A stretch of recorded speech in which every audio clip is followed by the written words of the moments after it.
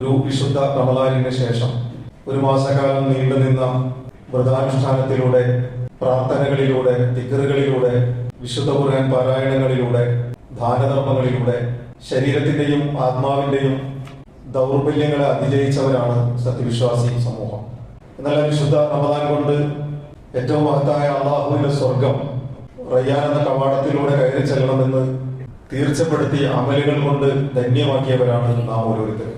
അള്ളാഹു സുബ്ഹാനഹു വ തആല ആ അർത്ഥത്തിൽ വിജയിക്കാൻ കഴിയുന്ന ആളുകളിൽ നമ്മെ എല്ലാവരെയും ഉൾപ്പെടുത്തുമാറാകട്ടെ. പടച്ച റബ്ബ് വിശുദ്ധ റമദാനിലൂടെ നാം നേടിയെടുത്ത ഈമാനീയമായ ഊർജം, അള്ളാഹുവിന്റെ ദീനിന്റെ അടിയുറച്ച ബോധ്യം ഇനിയുള്ള ജീവിതത്തിലുടനീളം തുടർത്താനുള്ള തൗഫീഖ് നൽകി നമ്മെ തുണക്കുമാറാകട്ടെ. പ്രിയമുള്ളവരെ, ലോകം ഒരു യുദ്ധത്തിന്റെ സാഹചര്യത്തിലൂടെയാണ് കടന്നു പോകുന്നത്.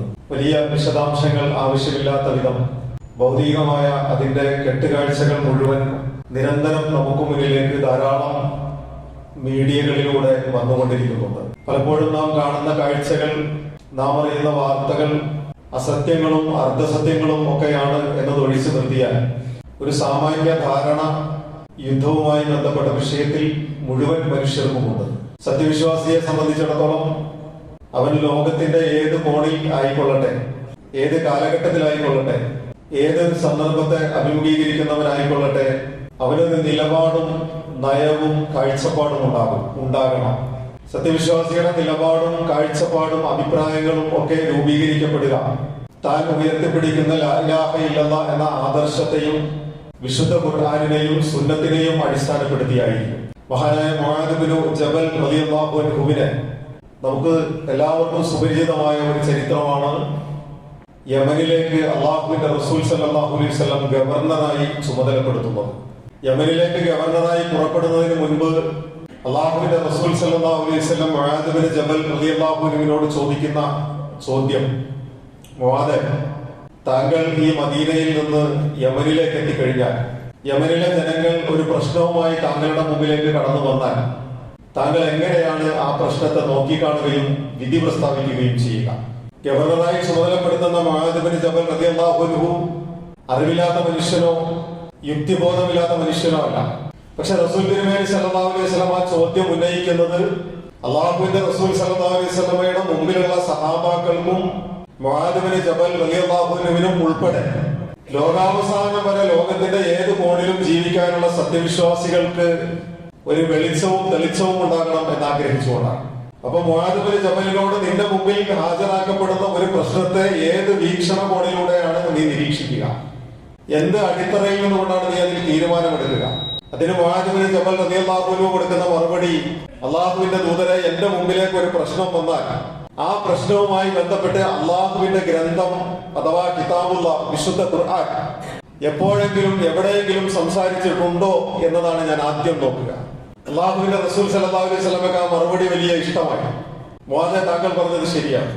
പക്ഷെ അങ്ങനെ താങ്കളുടെ മുമ്പിലേക്ക് വരുന്ന ഒരു പ്രശ്നത്തിൽ വിശുദ്ധ ഖുർആൻ ഒന്നും പറഞ്ഞിട്ടില്ല എങ്കിൽ ഞാൻ അള്ളാഹുവിന്റെ റസൂൽ സല്ലല്ലാഹു അലൈഹി വസല്ലമയുടെ ചര്യയിൽ താങ്കളുടെ ചര്യയിലുണ്ടോ എന്ന് നോക്കും. ആ ഉത്തരവും അള്ളാഹുവിന്റെ റസൂലിന് ബോധിച്ചു. മുആദേ, വിശുദ്ധ ഖുർആനിലുമില്ല, എന്റെ ചര്യയിലുമില്ല എങ്കിൽ പിന്നെ താങ്കൾ എടുക്കുന്ന നിലപാടുകൾ എന്ത് അടിത്തറയിലായിരിക്കും? മുആദ് ബിൻ ജബൽ റളിയല്ലാഹു അൻഹു പറയുന്നു, അള്ളാഹുവിന്റെ ഗ്രന്ഥത്തിലുമില്ല, താങ്കളുടെ ചര്യയിലുമില്ലെങ്കിൽ അള്ളാഹുവിന്റെ ഗ്രന്ഥത്തിനും താങ്കളുടെ ചര്യക്കും വിരുദ്ധമാകാത്ത വിധം, എതിരാകാത്ത വിധം ആ വിഷയത്തിൽ ഒരു തീർപ്പ് കൽപ്പിക്കാൻ ഞാൻ പരിശ്രമിക്കുകയാണ് ചെയ്യുക. റസൂൽ തിരുമേനി സല്ലല്ലാഹു അലൈഹി വസല്ലം മുആദ് ബിൻ ജബൽ റളിയല്ലാഹു അൻഹുവിന് വേണ്ടി പ്രാർത്ഥിക്കുന്നുണ്ട്. പ്രിയമുള്ളവരെ, ഞാൻ പറഞ്ഞത് ഈ ഒരു സംഭവത്തെ അള്ളാഹുവിന്റെ റസൂൽ സല്ലല്ലാഹു അലൈഹി വസല്ലം യഥാർത്ഥത്തിൽ കൊണ്ടുവന്ന് പ്രതിഷ്ഠിച്ചത് നമ്മളടങ്ങുന്ന ഉമ്മത്ത് മുസ്ലിമയുടെ ലോകാവസാനം വരെയുള്ള നിലപാടുകളുടെ പ്ലാറ്റ്ഫോമിലാണ്. നിങ്ങളൊരു കാര്യത്തെ കുറിച്ച് എന്ത് അഭിപ്രായം, എന്ത് രൂപീകരണം നടത്തുന്നു, അതിൽ നിങ്ങൾക്ക് ചില സ്വാർത്ഥ താല്പര്യങ്ങൾ ഉണ്ടാകാം. നിങ്ങൾ ഉൾക്കൊള്ളുന്ന പ്രസ്ഥാനത്തിനോ നിങ്ങൾ ഉൾക്കൊള്ളുന്ന സംഘടനക്കോ ചില താല്പര്യങ്ങൾ ഉണ്ടാകാം. ഒരുപക്ഷെ നിങ്ങളുടെ സുഹൃത്തുക്കളുടെ താല്പര്യങ്ങൾ ഉണ്ടാകാം. നിങ്ങൾ ഉൾക്കൊള്ളുന്ന സമൂഹത്തിന്റെ ചില താല്പര്യങ്ങൾ ഉണ്ടാകാം. നിങ്ങൾ തൊഴിലെടുക്കുന്ന തൊഴിലിടങ്ങളുടെ താല്പര്യങ്ങൾ ഉണ്ടാകാം. ഈ താല്പര്യങ്ങൾക്കൊക്കെ ഉപരിയായി സത്യവിശ്വാസിയെ സംബന്ധിച്ചിടത്തോളം അവന്റെ ജീവിതത്തിൽ അവനെടുക്കുന്ന നിലപാടുകളുടെ താല്പര്യമുണ്ടാകേണ്ടത് അള്ളാഹുവിന്റെയും അള്ളാഹുവിന്റെ റസൂലിന്റെയും താല്പര്യമാണ്. യഥാർത്ഥത്തിൽ വിശുദ്ധ റമദാനിലൂടെ നമ്മൾ നേടിയെടുത്ത ഏറ്റവും വലിയ കരുത്തും അത് തന്നെയാണ്. പ്രിയമുള്ളവരെ, എന്തുകൊണ്ടാണ് ഈ യുദ്ധവുമായി ബന്ധപ്പെട്ട സാഹചര്യത്തിൽ ഇങ്ങനെ ഒരു വർത്തമാനം പറഞ്ഞു വെച്ചത് എന്ന് ചോദിച്ചാൽ, യുദ്ധത്തിന്റെ വർത്തമാനം നമുക്ക് എല്ലാവർക്കും സുപരിചിതമാണ്. വിശുദ്ധ ഖുർആൻ മഹാനായ മൂസ അലൈഹി സ്വലാത്തു വസ്സലാമിന്റെ ചരിത്രം വിശദീകരിക്കുന്നിടത്ത് ഫിർഔനിന്റെയും ഫിർഔനിന്റെ അനുയായികളുടെയും ഒരു നിലവാരം, കയ്യൂക്കുള്ളവൻ കാര്യക്കാരനാണ് എന്നുള്ള ഒരു ഔന്നത്യ ബോധം വിശുദ്ധ ഖുർആൻ വരച്ചു വെക്കുന്നുണ്ട്. ഫിർഔന്റെ മുമ്പിൽ വന്നുകൊണ്ട് ഫിർഔന്റെ അനുയായികളായ മലകൾ അല്ലെങ്കിൽ അവിടുത്തെ കാര്യപ്പെട്ട ആളുകൾ വന്നുകൊണ്ട് ചോദിച്ച ഒരു ചോദ്യം, വഖാലൽ മലഉ മിൻ ഖൗമി ഫിർഔൻ, ഫിർഔനിന്റെ അടുക്കൽ ഫിർഔനിന്റെ ആളുകൾ വന്നുകൊണ്ട് പറഞ്ഞു, അതദറു മൂസ വ ഖൗമഹു, മൂസയെയും മൂസയുടെ സമൂഹത്തെയും നീ ഇങ്ങനെ വിട്ടയക്കുകയാണോ? ലിതുഫ്സിദു ഫിൽ അർളി വയദറക വ ആലിഹതക, ഭൂമിയിൽ കുഴപ്പങ്ങൾ ഉണ്ടാക്കാനും നിന്നെയും നിന്റെ ദൈവങ്ങളെയും ഉപേക്ഷിക്കണമെന്ന് പറയാനും വേണ്ടിയിട്ട് മൂസയെയും മൂസയുടെ സംഘത്തെയും നീ ഇങ്ങനെ കയറൂരി വിടുകയാണോ എന്ന ഒരു ചോദ്യമുണ്ട്. എന്താണ് യഥാർത്ഥത്തിൽ മൂസ അലൈഹി സ്വലാത്തു വസ്സലാം ചെയ്തത് എന്ന് നമുക്കറിയാം. ഫിർഔനിനോട് മൂസ അലൈഹി സ്വലാത്തു വസ്സലാമിനുണ്ടായിരുന്ന വിയോജിപ്പ് എന്താണ് എന്നറിയാം. അന റബ്ബുക്കുമിലായ, ഞാനാണ് ഏറ്റവും വലിയ റബ്ബ്, ഞാനല്ലാത്ത ഒരു റബ്ബ് നിങ്ങൾക്കുണ്ടോ? ഉണ്ടെങ്കിൽ എനിക്കൊന്ന് കാണിച്ചതാ. എന്റെ കാൽക്കീഴിലൂടെയാണല്ലോ നൈൽ നദി ഒഴുകിക്കൊണ്ടിരിക്കുന്നത്, ഈജിപ്തിന്റെ അധികാരം എനിക്കല്ലേ എന്ന് പറഞ്ഞാൽ ഏകാധിപത്യത്തിന്റെയും സ്വേച്ഛാധിപത്യത്തിന്റെയും ഫാസിസത്തിന്റെയും ലോകം കണ്ട ഏറ്റവും പ്രകടമായ ഒരു മുഖമായിരുന്നു ആരുടേത്? ഫറോവയുടേത്. ആ ഫിർഔനിനെ ചോദ്യം ചെയ്തതായിരുന്നു മൂസ അലൈഹി സ്വലാത്തു വസ്സലാം ചെയ്ത തെറ്റ്. അവിടെ മൂസ അലൈഹി സ്വലാത്തു വസ്സലാമിനെയും സംഘത്തെയും കയറൂരി വിടുകയാണോ എന്ന് ചോദിക്കുമ്പോ ഫിർഔൻ കൊടുത്ത ഒരു മറുപടി എന്താണ് എന്ന് ചോദിച്ചാൽ, ഖാല സനുഖത്തിലു അബ്നാഅഹും വനസ്തഹീ നിസാഅഹും, അവരുടെ പെൺകുഞ്ഞുങ്ങളെ ഒക്കെ ഞാൻ ജീവിക്കാൻ വിടും, അവരുടെ ആൺകുഞ്ഞുങ്ങളെ എല്ലാം ഞാൻ കൊല്ലാൻ തീരുമാനിച്ചിരിക്കുന്നു, തലമുറകളെ ഇല്ലാതാക്കാൻ ഞാൻ തീരുമാനിച്ചിരിക്കുന്നു.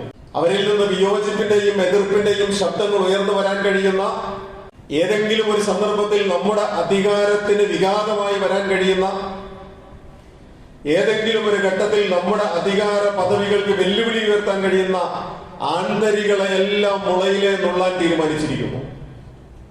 പെൺകുഞ്ഞുങ്ങൾ ജീവിച്ചു കൊള്ളട്ടെ, ആ പെൺകുഞ്ഞുങ്ങളെ വേണ്ടതുണ്ട് വേറെ പല ആവശ്യങ്ങൾക്കും, ദാസ്യവൃത്തി. എന്നിട്ട് ഇതൊക്കെ പറഞ്ഞതിന് ശേഷം ഫിർഔൻ പറയുന്ന ഒരു വാക്ക്, ഇന്നാ ഫൗഖഹും ഖാഹിറൂൻ, ഈ മൂസയുടെയും സംഘത്തിന്റെയും ആൺകുഞ്ഞുങ്ങളെ മുഴുവൻ കൊല്ലാനും പെൺകുഞ്ഞുങ്ങളെ ജീവിക്കാൻ വിടാനും നാം തീരുമാനിക്കുമ്പോൾ വഇന്നാ ഫൗഖഹും ഖാഹിറൂൻ, അവരുടെ മേൽ അത്തരം നടപടികൾ എടുക്കാൻ മാത്രമുള്ള യോഗ്യത നമുക്കുണ്ട് എന്നാണ്. അവരുടെ മേൽ എന്ത് നടപടികളും എടുക്കാനുള്ള യോഗ്യത നമുക്കുണ്ട്. ആരെ പോലെ? ഇന്ന് അമേരിക്ക പറയുന്നത് പോലെ. ലോകത്തെ ഏത് രാജ്യത്തിന്റെ നേരെയും ഞങ്ങൾക്ക് വേണമെങ്കിൽ ഇറങ്ങിത്തിരിക്കാം. ലോകത്തെ ഏത് പരമാധികാര രാജ്യത്തിന്റെയും ഭരണാധികാരിയെ വേണമെങ്കിൽ രായ്ക്കിരാമാനം രാജ്യത്ത് നിന്ന് അറസ്റ്റ് ചെയ്ത് ഞങ്ങൾക്ക് കൊണ്ടുപോകാം. ലോകത്തെ ഏത് ജനതയുടെ നേരെയും ഞങ്ങൾക്ക് ഏറ്റവും വലിയ പ്രഹരശേഷിയുള്ള, വിസ്ഫോടനാത്മകമായ മാരകശേഷിയുള്ള ആയുധങ്ങൾ പ്രഹരിക്കാം. ഞങ്ങളുടെ നേരെ ചോദ്യങ്ങൾ ഉന്നയിക്കാൻ ആരും ഉണ്ടാകരുത്. കാരണം അതിനൊക്കെയുമുള്ള യോഗ്യതയും അർഹതയും ഞങ്ങൾക്കാണുള്ളത്. ഞങ്ങൾക്ക് അധികാരമുണ്ട്, ഞങ്ങൾക്ക് സമ്പത്തുണ്ട്, ഞങ്ങൾക്ക് സൈനിക ശേഷിയുമുണ്ട്. യഥാർത്ഥത്തിൽ പ്രിയമുള്ളവരെ, ഈ ഒരൊറ്റ പോയിന്റിൽ നിന്നുകൊണ്ട് ഫിർഔൻ പറഞ്ഞ വഇന്നാ ഫൗഖഹും ഖാഹിറൂൻ, അവരുടെ മേൽ എന്ത് നടപടികൾ എടുക്കാനും കയ്യൂക്കുള്ളവരായ ഞങ്ങൾക്ക് അധികാരമുണ്ട് എന്ന ദാഷ്ട്യത്തിന്റെ മനോഭാവമാണല്ലോ ലോകത്ത് ഇന്ന് നാം കണ്ടുകൊണ്ടിരിക്കുന്ന യുദ്ധങ്ങളുടെ പിന്നിൽ അമേരിക്കയെയും ഇസ്രായേലിനെയും ഒക്കെ ഇത്രമേൽ സമൂഹങ്ങളിലേക്ക് ഇറക്കിവിട്ടത് എന്ന് വായിച്ചെടുക്കാൻ കഴിയും. ഞാൻ പറഞ്ഞു വന്നത്, ഈ അരക്ഷിതമായ ഒരു സാഹചര്യത്തിൽ നിന്നുകൊണ്ട് മനുഷ്യന്റെ ജീവന്റെയും അഭിമാനത്തിന്റെയും സുരക്ഷിതത്വത്തിന്റെയും നേരെ വെല്ലുവിളികൾ ഉയർത്തപ്പെടുന്ന ഒരു കാലഘട്ടത്തിൽ ഇതിനു മുൻപ് കഴിഞ്ഞുപോയ ഏകാധിപതികളുടെയും സ്വേച്ഛാധിപതികളുടെയും ഒക്കെ ചരിത്രം വിശുദ്ധ ഖുർആൻ നമുക്ക് മുമ്പിൽ വരച്ചു വെച്ചത് ഇതിനാണ്. എന്നല്ല, ഇങ്ങനെ ഒരു ഘട്ടത്തിൽ സത്യവിശ്വാസികൾക്ക് ചില നിലപാടുകൾ സ്വീകരിക്കേണ്ടതായി വരും. പ്രിയമുള്ളവരെ, ഈ വിശുദ്ധ റമദാനിന്റെ അവസാന സന്ദർഭങ്ങളിൽ മുസ്ലിം ഉമ്മത്തിലെ നല്ലൊരു ശതമാനം ആളുകളുടെ എനർജി ഏതെല്ലാം ചർച്ചകളിലാണ് കെട്ടിമറിഞ്ഞ് കിടന്നത് എന്ന് നമ്മൾ ആലോചിച്ച് നോക്കൂ. ഇറാനെ പിന്തുണക്കേണ്ടതുണ്ടോ? വേണ്ടേ? ഇറാനിലുള്ള ജനത ഷിയ കാഴ്ചപ്പാടുള്ളവരാണല്ലോ. ഷിയാക്കളുടെ വിശ്വാസവും ഷിയാക്കളുടെ ആദർശവും ഷിയാക്കളുടെ അഖീദയും അതൊക്കെ ഒരു ഭാഗത്ത് നിൽക്കട്ടെ. നമ്മളിപ്പോൾ ഇറാനെ പിന്തുണക്കുന്നുണ്ട് എങ്കിൽ യുദ്ധഭൂമിയിൽ ദുർബലരാക്കപ്പെടുകയും ആട്ടിയോടിക്കപ്പെടുകയും കയ്യേറ്റം ചെയ്യപ്പെടുകയും അവകാശങ്ങൾ ഹനിക്കപ്പെടുകയും ചെയ്യുന്ന ഒരു വിഭാഗം ജനങ്ങളുണ്ടെങ്കിൽ നീതിയുടെ പക്ഷത്ത് നിൽക്കുക എന്നത് ഇസ്ലാമിന്റെ ഒരു ധാർമ്മിക ബാധ്യതയാണ്. അവരുടെ അഖീദയും അവരുടെ ആദർശത്തോടും അവരുടെ വിശ്വാസങ്ങളോടും അവരുടെ ആചാരങ്ങളോടുമുള്ള നിരുപാധികമായ പിന്തുണകളല്ല, ആ പിന്തുണകളാണ് എന്ന് ആരും തെറ്റിദ്ധരിക്കേണ്ടതുമില്ല. നേരെ മറിച്ച് നിരാലംബരായി പോകുന്ന ഒരു ജനതയ്ക്ക് വേണ്ടി ശബ്ദിക്കുക എന്നത്, നീതിക്ക് വേണ്ടി നിലകൊള്ളുക എന്നത് സത്യവിശ്വാസികളെ സംബന്ധിച്ചിടത്തോളം ദീനിന്റെ ഒരു ബാധ്യതയായി പഠിപ്പിക്കപ്പെട്ടതാണ്. അതുകൊണ്ടാണ് മുആദ് ബിൻ ജബൽ റളിയല്ലാഹു അൻഹുവിന്റെ ചരിത്രം ഞാൻ ആദ്യമേ പറഞ്ഞു വെച്ചത്. നാം എടുക്കുന്ന ആലോചനകൾ, നമ്മുടെ തീരുമാനങ്ങൾ, നമ്മുടെ വിശാലമായ കാഴ്ചപ്പാടുകൾ ഏത് തലത്തിൽ നിന്നുകൊണ്ടാണ് നാം അഭിമുഖീകരിക്കുന്ന പ്രശ്നത്തിന്റെ മെറിറ്റ് എന്ത് എന്നത് നോക്കിയിട്ടാണ്. അതിനപ്പുറം ഷിയാക്കളുടെ അഖീദയുമായി പൊരുത്തപ്പെടാൻ, ഷിയാക്കളുടെ വിശ്വാസവുമായി പൊരുത്തപ്പെടാൻ നമ്മൾ ആലോചിച്ച് നോക്കൂ. നമ്മുടെ നാടുകളിൽ, ഞാൻ മിമ്പറിൽ നിന്നുകൊണ്ടൊരിക്കൽ സൂചിപ്പിച്ചിട്ടുണ്ടല്ലോ, നമ്മുടെ നാടുകളിലൊക്കെ നടക്കുന്ന ജുമാ ഖുതുബകളിൽ ഹംദും സലാത്തും ചൊല്ലി രണ്ടാമത്തെ ഖുതുബയിലേക്ക് പ്രവേശിക്കുമ്പോൾ പലപ്പോഴും അറബി ഭാഷയിൽ നടക്കുന്ന ഖുതുബയിൽ അബൂബക്കർ സിദ്ദീഖ് റളിയല്ലാഹു അൻഹുവിനെയും ഉമർ ഇബ്നുൽ ഖത്താബ് റളിയല്ലാഹു അൻഹുവിനെയും ഉസ്മാൻ ഇബ്നു അഫ്ഫാൻ റളിയല്ലാഹു അൻഹുവിനെയും അലി ഇബ്നു അബീ ത്വാലിബ് റളിയല്ലാഹു അൻഹുവിനെയും ഹംസ റളിയല്ലാഹു അൻഹുവിനെയും പേരെടുത്ത് പറഞ്ഞുകൊണ്ട് റളിയല്ലാഹു അൻഹും എന്ന് പറയാറുണ്ട്.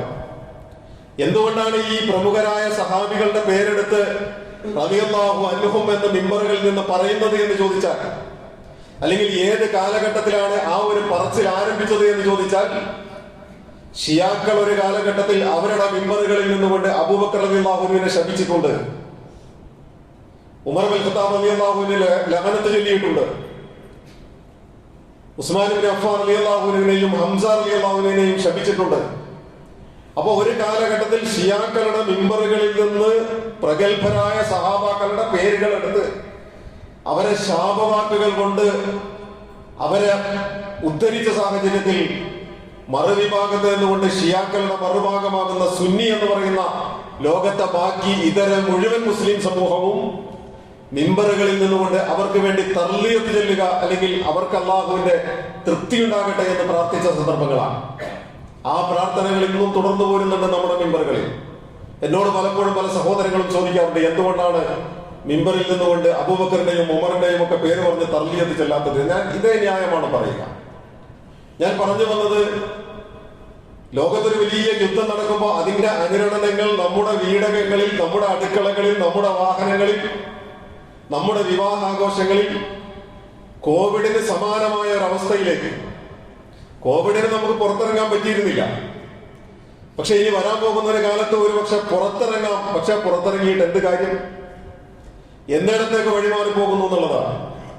കാരണം പല മേഖലകളും നമ്മുടെ നാട്ടിൽ ഒരുപാട് സാധു മനുഷ്യര്, ഹോട്ടൽ ജീവനക്കാരായ ഒരുപാട് മനുഷ്യർ ജീവിക്കാൻ പ്രയാസപ്പെടുന്നുണ്ട്. ഹോട്ടലുകളിൽ ജോലിയില്ല, അന്നന്ന് കൂലി കിട്ടി ജീവിക്കേണ്ട ഒരുപാട് സഹോദരങ്ങൾ.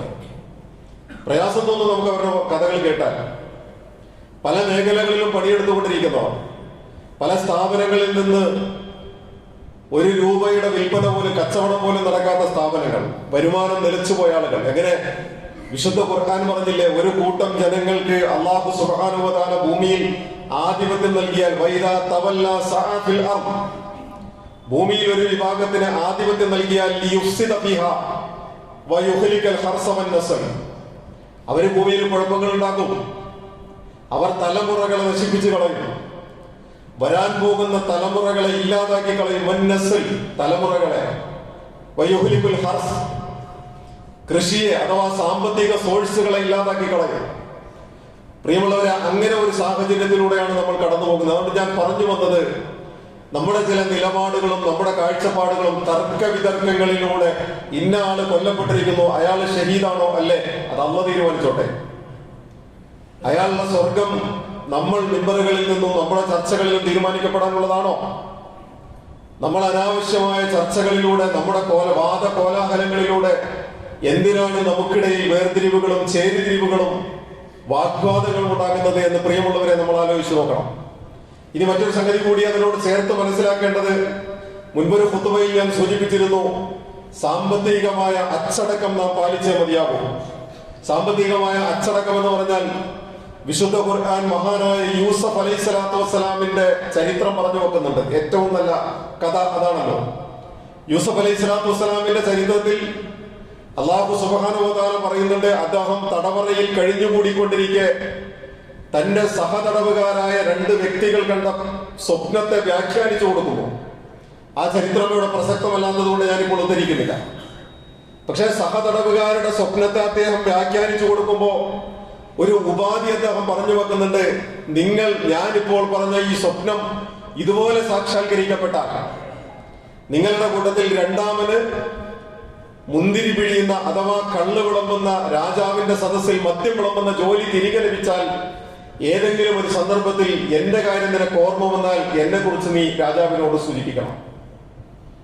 അങ്ങനെ സൂചിപ്പിക്കുന്ന ഒരു സന്ദർഭമുണ്ട്. രാജാവ് ഒരു വലിയ സ്വപ്നം കണ്ടിരിക്കുന്നു. 7 തടിച്ച പശുക്കളെയും 7 മെലിഞ്ഞ പശുക്കളെയും 7 മെലിഞ്ഞ പശുക്കൾ 7 തടിച്ച പശുക്കളെയും വിഴുങ്ങിക്കൊണ്ടിരിക്കുകയാണ്. 7 പച്ചക്കതിരുകളും 7 ഉണങ്ങിയ കതിരുകളും കണ്ടിരിക്കുന്നു. ഈ സ്വപ്നത്തിന്റെ ഇതൊരു അസ്വാഭാവികമായ സ്വപ്നമാണ് എന്ന് രാജാവിന് മനസ്സിലായതുകൊണ്ട് അദ്ദേഹം ആ രാജസദസ്സിലെ ജ്ഞാനികളായ മുഴുവൻ മനുഷ്യരോടും അതിന്റെ വിശദാംശങ്ങൾ അന്വേഷിക്കുന്നുണ്ട്. പക്ഷെ അവരൊക്കെ പറഞ്ഞു പേക്കിനാവും പായ്ക്കിനാവുമാണ്, വിട്ടുകളഞ്ഞേക്കുക എന്നാണ്. പക്ഷെ അദ്ദേഹത്തിന് തോന്നി ഇതൊരു പേക്കിനാവല്ല, ഇതൊരു പാഴ്ക്കിനാവല്ല, ഇതിനെന്തോ ചില അർത്ഥഗർഭമായ സൂചകങ്ങൾ ഇതിൽ അടങ്ങിയിട്ടുണ്ട് എന്ന് അദ്ദേഹത്തിന് ബോധ്യമുണ്ട്. അങ്ങനെ അദ്ദേഹത്തിന്റെ മനസ്സ് അസ്വസ്ഥമാകുന്ന ഒരു ഘട്ടത്തിലാണ് മദ്യം ഒഴിച്ചു കൊടുത്തുകൊണ്ടിരിക്കുന്ന തന്റെ സെർവന്റ് പറയുന്നത്, ഞാൻ ഒരിക്കൽ കണ്ട സ്വപ്നത്തെ വ്യാഖ്യാനിച്ച മനുഷ്യൻ യൂസഫ് തടവറയിലുണ്ട്. യൂസഫിനെ കൊണ്ട് താങ്കളുടെ സ്വപ്നത്തെയും വ്യാഖ്യാനിക്കാൻ കഴിഞ്ഞേക്കും. ആ വ്യാഖ്യാനമാണ് യൂസഫ് അലൈഹി സ്വലാത്തു വസ്സലാം പറയുന്നത്, താങ്കൾ കണ്ട സ്വപ്നം വൃഥാവിലായി പോകുന്ന ഒരു സ്വപ്നമല്ല, പാഴ്ക്കിനാവല്ല. താങ്കൾ കണ്ട സ്വപ്നത്തിന് അർത്ഥമുണ്ട്. 7 വർഷം വരാൻ പോകുന്ന 7 വർഷം സമൃദ്ധിയുടെ കാലമാണ്. പിന്നീട് വരാൻ പോകുന്ന 7 വർഷം ക്ഷാമത്തിന്റെയും ദാരിദ്ര്യത്തിന്റെയും വറുതിയുടെയും കാലമാണ്. അതോടൊപ്പം അദ്ദേഹം ചേർത്ത് പറഞ്ഞ ഒരു വാക്യ, ഖാല ജഅൽനി അലാ ഖസാഇനിൽ അർദ് ഇന്നി ഹഫീദുൻ അലീം. ഈ ഭൂമിയുടെ ഖജനാവ് അഥവാ ഈ നാടിന്റെ ഭക്ഷ്യ ഖജനാവ് താങ്കൾ എനിക്ക് ഏൽപ്പിച്ചു തരിക, അതെങ്ങനെ കൈകാര്യം ചെയ്യണമെന്ന് എനിക്കറിയാം. ഹഫീദുൻ അലീം, അത് സൂക്ഷിക്കേണ്ടത് എങ്ങനെയാണെന്ന് അറിവുള്ളവനാണ് ഞാൻ. ചരിത്രം പറയുന്നു, ലോകത്ത് ആദ്യമായി അദ്ദേഹം നടപ്പിലാക്കിയ ചില പരിഷ്കരണങ്ങളുണ്ട്. ആ വർഷത്തെ വിളവിൽ നിന്ന് പകുതി വിളവ് ഖജനാവിൽ ശേഖരിച്ചു വെച്ചു, ബാക്കി പകുതി മുഴുവനും ഖജനാവിൽ ശേഖരിച്ചു. പകുതി സൂക്ഷിച്ചു വെക്കുകയും പകുതി വിളവ് ആളുകൾക്കിടയിൽ റേഷൻ സംവിധാനത്തോടുകൂടി കുടുംബത്തിലെ അംഗങ്ങളുടെ എണ്ണത്തിനനുസരിച്ച് വിതരണം ചെയ്തു. തൊട്ടടുത്ത വർഷമുള്ള വിളവ് പൂർണ്ണമായും അദ്ദേഹം ഖജനാവിൽ സൂക്ഷിച്ചു. എന്നിട്ട് ആദ്യത്തെ വർഷം സൂക്ഷിച്ചു വെച്ച ബാക്കി പകുതിയുള്ളതെടുത്ത് വിതരണം ചെയ്തു. 3-ാമത്തെ വർഷവും പൂർണ്ണമായും സൂക്ഷിച്ചു, ആദ്യത്തേതിൽ നിന്ന് പകുതി എടുത്ത്. ഇങ്ങനെ 7 വർഷം കൊണ്ട് 3.5 കൊല്ലത്തെ വിളവ് വിതരണം ചെയ്യുകയും 3.5 കൊല്ലത്തെ സമൃദ്ധമായ വിളവ് ശേഖരിച്ചു വെക്കുകയും ചെയ്തു. വരാൻ പോകുന്ന 7 വർഷക്കാലത്തേക്ക് വേണ്ടിയിട്ടുള്ള കരുതിവെപ്പായിരുന്നു അത്. ലോകത്ത് ആദ്യമായി കതിരിൽ തന്നെ ധാന്യം തൂക്കിയിട്ടാൽ വർഷങ്ങളോളം അത് കേടുകൂടാതിരിക്കുമെന്നും പച്ചക്കറികൾ, കനമുള്ള തോലുള്ള പച്ചക്കറികൾ വർഷങ്ങളോളം കേടുകൂടാതെ സൂക്ഷിക്കാൻ വേറെ സംവിധാനങ്ങളൊന്നും വേണ്ട എന്നും ജനങ്ങൾ തിരിച്ചറിഞ്ഞത് യൂസഫ് അലൈഹി സ്വലാത്തു വസ്സലാമിന്റെ കാലത്താണ്. മറ്റ് പലതും ഉണക്കി സൂക്ഷിക്കാൻ കഴിയുമെന്ന പാഠം ലോകത്തിന് പഠിപ്പിച്ചു കൊടുത്ത യൂസഫ് അലൈഹി സ്വലാത്തു വസ്സലാമാണ്. ഞാൻ പറഞ്ഞത് വിശുദ്ധ ഖുർആൻ സൂറത്തുൽ ഖസസിലൂടെ അതിന്റെ 55-56 സൂക്തങ്ങൾ യൂസഫ് അലൈഹി സ്വലാത്തു വസ്സലാമിന്റെ ഈ ഖജനാവ് എനിക്ക് ഏൽപ്പിച്ചു തരും, ഞാനത് കൈകാര്യം ചെയ്ത് കാണിച്ചു തരാം എന്ന് പറയുന്ന ഈ ഒരു ധാർമ്മികമായ ബാധ്യത യഥാർത്ഥത്തിൽ പ്രിയമുള്ളവരെ നമ്മെപ്പോലുള്ള മനുഷ്യർ ലോകത്ത് അഭിമുഖീകരിക്കുന്ന പ്രശ്നങ്ങളുടെയും പ്രതിസന്ധികളുടെയും ഘട്ടത്തിൽ ജീവിതത്തിന്റെ ചെലവുകളെ ചുരുക്കി എങ്ങനെ കരുതലുണ്ടാകാം എന്നത് പഠിപ്പിക്കുന്ന പാഠമാണ്. വെറുതെ ഒരു കഥ കേൾക്കാൻ പറഞ്ഞതല്ലല്ലോ അത്. അങ്ങനെ ഒരു കഥ കേൾക്കാൻ പറഞ്ഞതായിരുന്നുവെങ്കിൽ ആ ചരിത്രത്തെ ആദ്യം മുതൽ അവസാനം വരെ ഒരൊറ്റ പദാവലിയിലൂടെ വേണമെങ്കിൽ അല്ലാഹു സുബ്ഹാനഹു വ തആലക്ക് പഠിപ്പിക്കാമായിരുന്നു. പക്ഷെ വിശുദ്ധ ഖുർആൻ അങ്ങനെയല്ല പറഞ്ഞു വെച്ചത്. ആവശ്യമുള്ളത് ആവശ്യമുള്ളയിടത്ത് കൃത്യമായി ഘടിപ്പിച്ചുകൊണ്ട് അല്ലാഹു സുബ്ഹാനഹു വ തആല പറയുന്നു, നിങ്ങൾ നിങ്ങളുടെ ജീവിതത്തിൽ പാലിക്കേണ്ട ചില സാമ്പത്തിക അച്ചടക്കമുണ്ട്. ആവശ്യങ്ങളെയും അത്യാവശ്യങ്ങളെയും അനാവശ്യങ്ങളെയും തരംതിരിക്കണം. വീടുകളിൽ കറണ്ട് ഉപയോഗിക്കുന്നിടത്ത് പോലും, നിങ്ങളുടെ അവശ്യ സാധനങ്ങൾ ഉപയോഗിക്കുന്നിടത്ത് പോലും ധാരാളിത്തം എന്ന് പറയുന്നത് ഒഴിവാക്കാൻ വിശുദ്ധ ഖുർആൻ നമ്മോട് ആവശ്യപ്പെടുന്നുണ്ട്.